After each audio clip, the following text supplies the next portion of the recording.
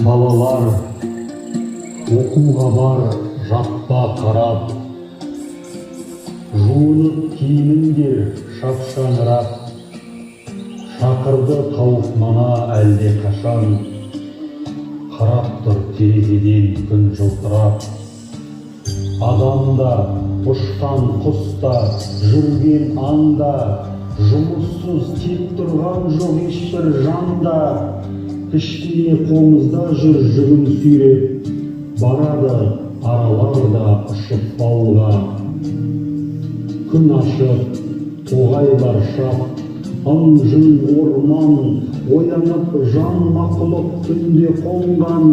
Шығады тоқылдақтың тоқ-тоқ даусы, сайрағы сарғалдақтың сыңғырлаған. Өзенде балықшылар ау қарап жүр, тоғайда орақ даусы шаң-шұң ұрған. Аулалап, ал кітапты қолдарына, құлдарым құдай сүймес жалқау болған. Айбар, сен жаңа өлең оқыған кім екенін білесің бе? Жоқ, өкінішке орай білмейді екенмін. Ол кісі биыл туғанына 150 жас толған ұлт ұстазы Ахмет Байтұрсынұлы атамыз емес пе? Иә, есіме түсті. Ол кісі және ғалым, әдебиет зерттеушісі, ақын, маса болып ұлтын оятқан ұлт жанашыры емес пе? Иә, дұрыс айтасың. Біз жас ұрпақ ол кісіні ұмытпауға міндеттіміз.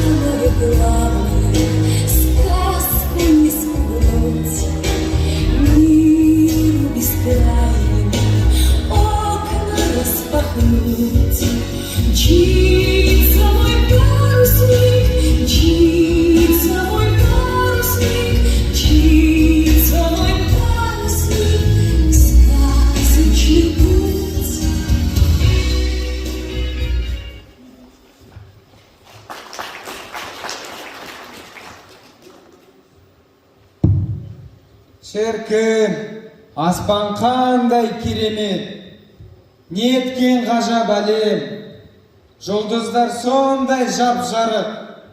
Айбар, қараш, көрдің бе? Әне, көп жұлдыздар бірінен соң бірі жарқырап жануда. Көрдім. Бұл жұлдыздар сен екеуміз сияқты кішкентай болған. Олар санаулы жылдар ішінде есейіп, бірі дәрігер, бірі ғарышкер, бірі құрылысшы, және тағы да басқа маман иелері атанған. Ал сен сол жұлдыздарды кім жағатынын білесің бе? Негізі білетін сияқтымын. Білім беріп, әріп танытатын ізгі жандар емес пе? Иә, дұрыс айтасың. Біз бәріміз оларға қарыздармыз. Ғалым да, дана да, сол кісілерден әріп танып, ғалымшылына аттанған. Ендеше, сол жұлдыздардың жарығын жағатын адамдарды бәріміз бірге атайық. Қане, бірге, әрине олар. Ұстаздар! Ендеше бүгінгі концертімізді ұстаздарға арнаймыз. Біз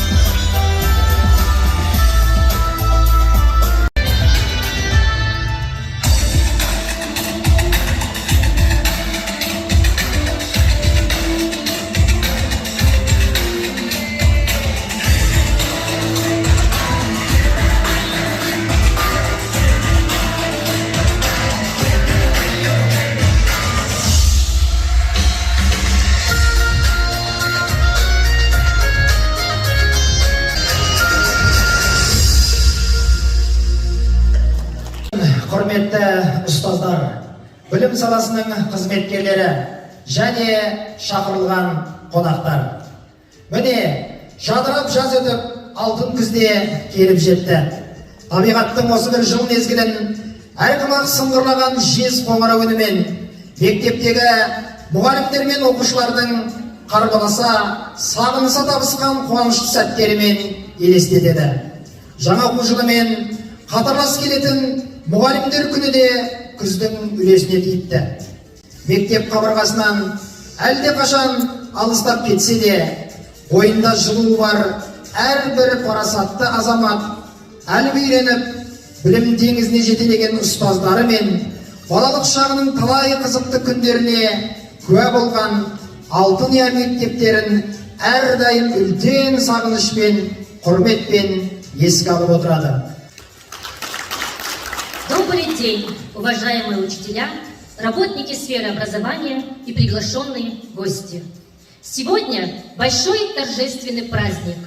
Нет ни одного человека, который бы сегодня не вспомнил своих любимых учителей, наставников, воспитателей. Ведь каждый из нас выбирает для себя идеал, на который старается быть похожим. И идеал этот – любимый учитель. Листочки в вальсе кружатся, у школы листопад, сверкает солнце в лужицах, улыбки у ребят.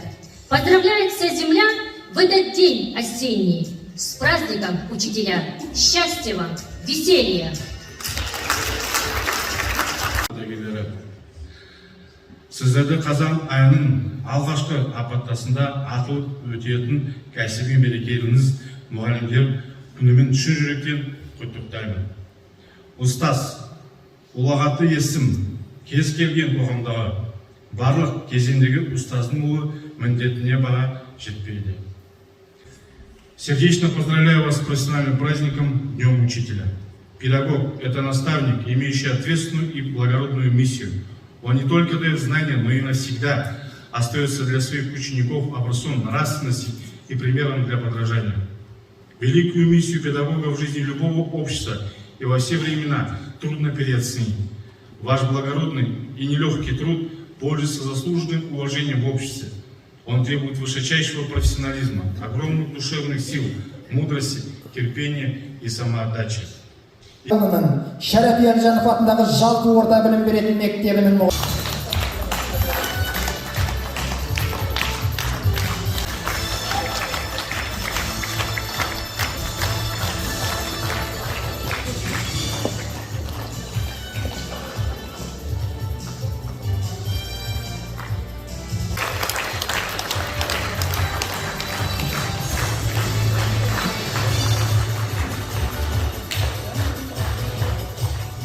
аудан әкімінің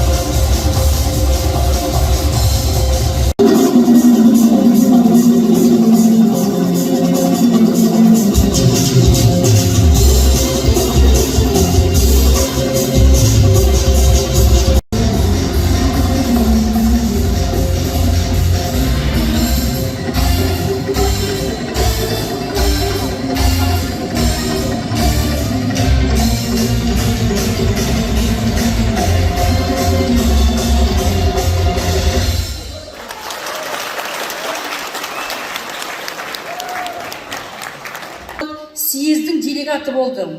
Бұл да жақсы нәтиже көрсеткен мұғалімдердің жетістігі деп білеміз.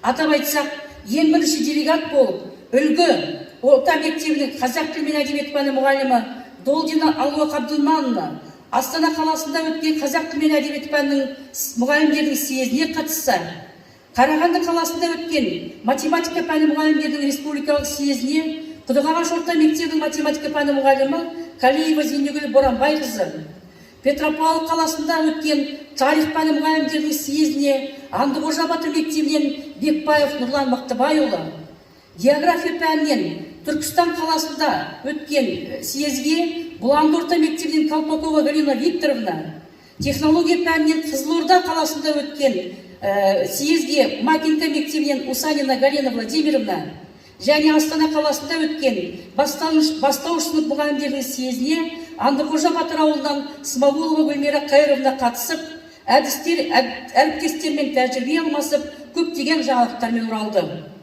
Құрметті әріптестер, ұстаздық еткен жалықпас үйретудің балаға деп Олабай бабамыз айтқандай, барлық саналы ғұмырларын болашақ ұрпақты тәрбиелеуге арнап, бүгінгі күні еңбек демалысында зейнеткерліктің қызығын көріп отырған ұстаздарымыз да ұмытпауымыз керек. Бүгінгі күні мүмкіндікті пайдаланып, көп жыл білім саласында ерен еңбек еткен ардагер ұлағатты ұстаздарымызды атап өткім келеді. Олар аудандық білім бөлімінен бірнеше жыл басқарып, білім беру көшін ілгері жылжытқан қарт ұстаздарымыз Әміржанова Айтжан Мұхамедияқызы, Балтабек Мұсансызбай Көшенұлы, білім бөлімінде қызмет атқарған Ибраева Әмина Мұсуламбекқызы, Мұхамедалина Шекер Айтышқызы, бірнеше жыл Қазіргі орта мектебін басқарған Рахимова Алтынжан Сейдахметқызы, Абай атындағы нөмір 2 Қазақ орта мектебінің бастауыш сынып мұғалімі Тургажинова Алмагүл Қабжанқызы, Сәуле орта мектебінің бастауыш сынып мұғалімі Смағұлова Жамал Бексенбайқызы, және тағы басқалар. Сол еңбектерін еліміз бағалап, биылғы жылы республикалық тамыз кеңесінде Қазақстан Республикасының оқу ағарту министрі Аймағамбетов Асқат Қанатұлы еңбек ардагері төсбелгісімен Балтабек Мұсансызбай Көшенұлын марапаттаса, облыстық тамыз кеңесінде Ақмола облысының әкімі Маржықпаев Ермек Боранбайұлы аталмыш төсбелгіні Рахимова Алтынжан Сейдахметқызы табыс етті. Құттықтап қояйық. Сонымен қатар құрметті әріптестер, 30 қыркүйек 1 қазан күні 2 күн Зеренді ауданында Сұңқар сауықтандыру орталығында ұйымдастырылған үлкен іс-шараға Ақмола облысының білім басқармасы ұйымдастырған іс-шарада Ақмола облысының әкімі Маржықпаев Ермек Боранбайұлынан алғыс хатпен біздің 1 қалалық орта мектептің көркем еңбек пәні мұғалімі Шаменов Нұрлан Абайұлы марапатталды. Марапаттарыңыз құтты болсын. Школа играет в жизни каждого ребенка огромную роль. Главным остается пример и мастерство учителя, ваша целеустремленность, энергия и, конечно же, любовь к детям, к своей профессии. Пользуясь сегодняшней возможностью, хочу перечислить учителей-ветеранов, чей труд и опыт неоценим в образовательной системе, учителей, достижения которых остаются в истории района и области. Это Устянцева Нина Алексеевна, учитель русского языка и литературы средней школы номер 1. Хайсултанова Алма Мурзахметовна, учитель начальных классов средней школы номер 1. Жакенова Алия Мурзахметовна, учитель математики Макинской средней школы. Усанин Николай Александрович, учитель начальной военной подготовки Макинской средней школы. Жаксылыкова Шолпан Ахметова, учитель химии и биологии Берсуазской средней школы. Прокурат Нина Андреевна, учитель физики Донской средней школы. Тарасюк Нина Валентиновна, учитель физики Ингушетской средней школы и многие другие. Дорогие наши ветераны педагогического труда, в этот праздничный день примите слова искренней благодарности за то, что вы посвятили свою жизнь важному и благородному делу учительскому труду. Работа учителей – это не просто труд, это самое настоящее призвание, к которому нужно подходить только с открытым сердцем и всей добротой души. Спасибо вам за щедрость ваших сердец, безграничное терпение и понимание, преданность и любовь к своему делу. Пусть каждый успех любого из учеников ваших будет гордостью для вашего сердца. Крепкого здоровья вам и вашим близким. Уважаемые коллеги, многое делается, особенно последние годы, по развитию и улучшению материальной базы наших школ. созданию современных комфортных условий для учебы, преподавания и воспитания. Уважаемый Достамбек Берикович, пользуясь случаем, разрешите от имени всего учительства нашего района выразить вам огромную благодарность за то, что вы всегда уделяете большое внимание нам. Все организации образования 100% подготовкой начали новый учебный год. С вашей стороны созданы все условия для своевременного начала отопительного сезона, для успешной работы школ. И пожелать вам крепкого здоровья, успехов во всех ваших начинаниях. Құрметті білім саласының қызметкерлері, ұстаздар жайында халқымыздың ұлы батыры Бауыржан Момышұлы ұстазды ұлы құрмет, себебі ұрпақты ұстаз тәрбиелейді. Болашақтың басшысында, данасында, ғалымында, еңбекқор егіншісінде, кеншісінде ұстаз өсіреді. Өмірге ұрпақ берген аналарды қалай ардақтасақ, сол ұрпақты тәрбиелейтін ұстаздарды сондай ардақтауға міндеттіміз деген. Бала бойына ата-анадан кейінгі ақыл-ой, адамгершілік, әдептілік, ар-ұят, ұлттық сана сезімді сіңдіруші адам мұғалім. Ендеше өз ісіне берілген, жаңалықты жатсынбай қабылдайтын, шәкірттердің жанына нұр құйып, өмірге өзінде бақытты болып, өзгелерді бақытқа жеткізем деп жүретін ұстаздардың жөні де, жолы да бөлек дей келе, бүгінгі арамызда отырған ұлағатты жандар, құрметті ұстаздар, сіздердің өмірлеріңізде махаббат, сәттілік, құрмет, молшылық және бейбітшілік болсын. От всей души поздравляю вас с профессиональным праздником. Желаю вам прекрасного настроения, больше радостных моментов, ярких красок, вдохновения, жизненной энергии, здоровья, гармонии. Пусть все складывается наилучшим образом. Работа дарит позитив, родители выражают больше благодарности, а окружающие дарят светлые улыбки. С праздником вас, дорогие коллеги! Ақмола облысы білім басқармасының құрмет грамотасымен келесі ұстаздар марапатталады.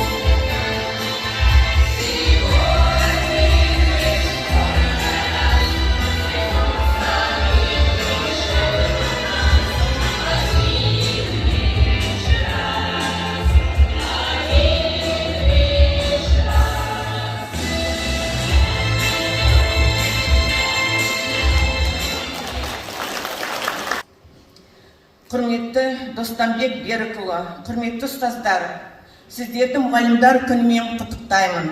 Сіздерге күнделікті жұмыстарыңызда рахат алуға, ұжымда жақсы қарым-қатынас болуына, ақылды және талапты оқушылар және жеңіл оқу жылын тілеймін. Сіздерге зор денсаулық, зор бақыт, үйде амандық және өмірлеріңізде жақсы күндерді тілеймін. Уважаемые учителя, ветераны педагогического труда, я очень рада в очередной раз встретиться с вами. Мы сегодня отмечаем особенный праздник и поздравляем особенных людей. Это учителей. Переоценить значение учителя в жизни каждого человека сложно и практически невозможно. Ведь именно учителя дают подрастающему поколению самое важное, то, без чего не может обойтись никто в нашем прогрессивном мире — знания. Я рада судьбе, что моя профессия учитель. Хочу сказать несколько слов о своей любимой Казгородской средней школе. Я сама выпускница этой школы. В этой школе проработала 25 лет директором. Школа в районе всегда считалась базовой, опорной. На протяжении всех этих лет надо было не терять статус, присвоенный ей. Поэтому работать надо было в полную силу, в ногу со временем, воплощая в школьную жизнь новые идеи и планы. Достоянием школы было военно-патриотическое воспитание, краеведение, ЮИК, туризм. Наши команды не раз выходили победителями в областных республиканских соревнованиях, завоевывали призовые места, награждались призами Гран-при, Кубком Министерства обороны. Дорогие учителя, желаю вам крепкого здоровья, успехов в дальнейшей вашей жизни. Пусть в вашей жизни будет больше радости, уверенности в завтрашнем дне. Пусть никогда не угаснет интерес к выбранной профессии, а новые цели и планы никогда не закончатся. Спасибо.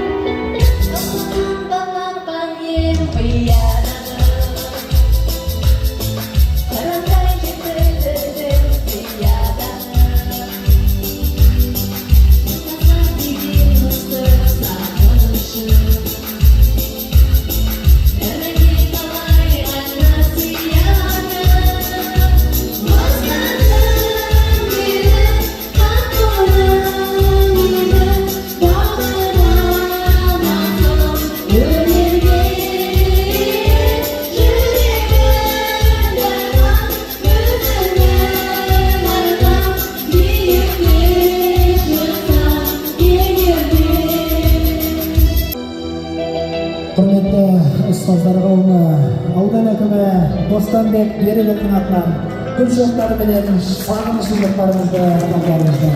Мереке құтты болсын.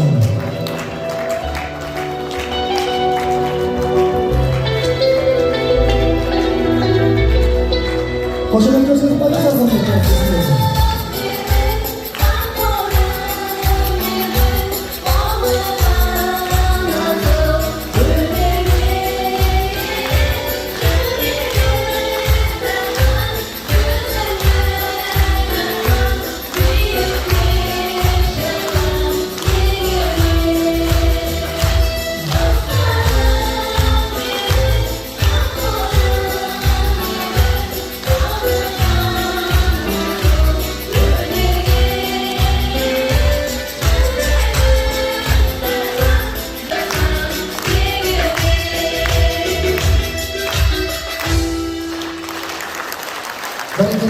Көптен көп рахмет.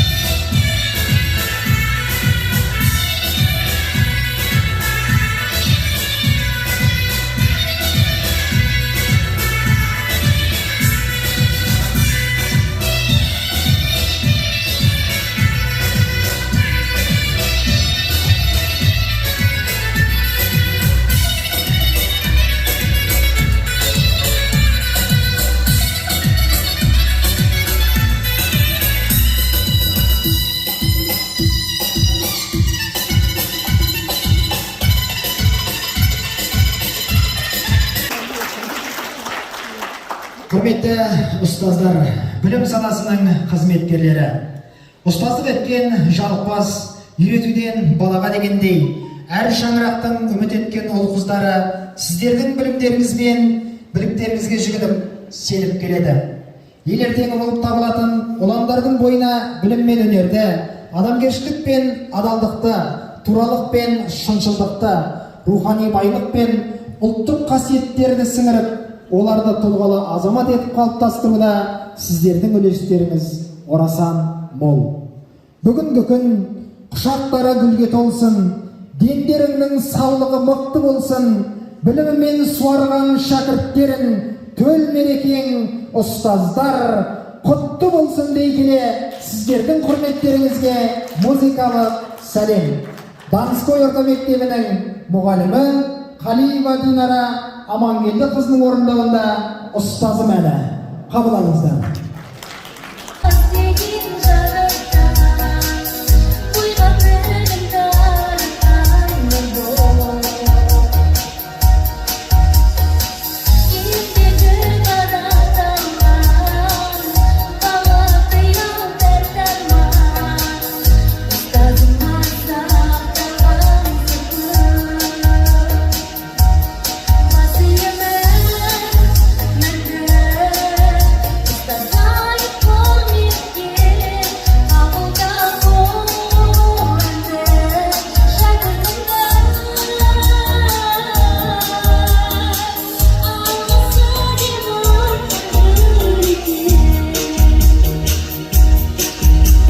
Ұстаз ұлағат дейсін.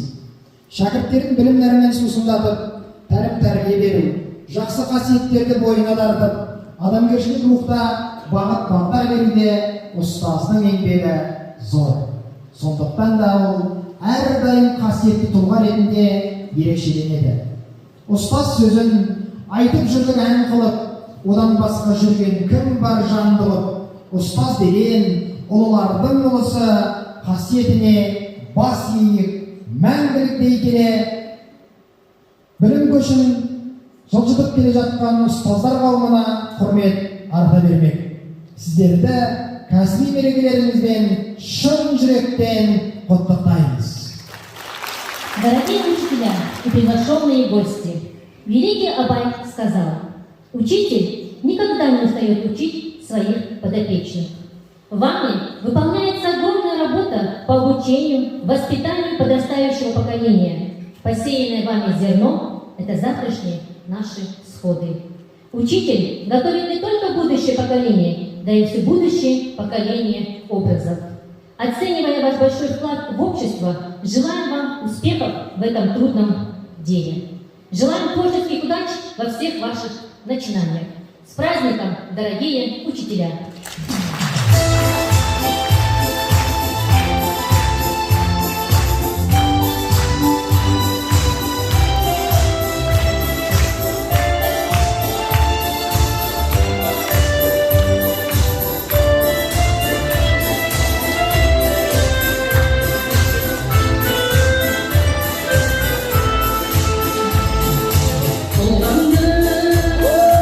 Armanı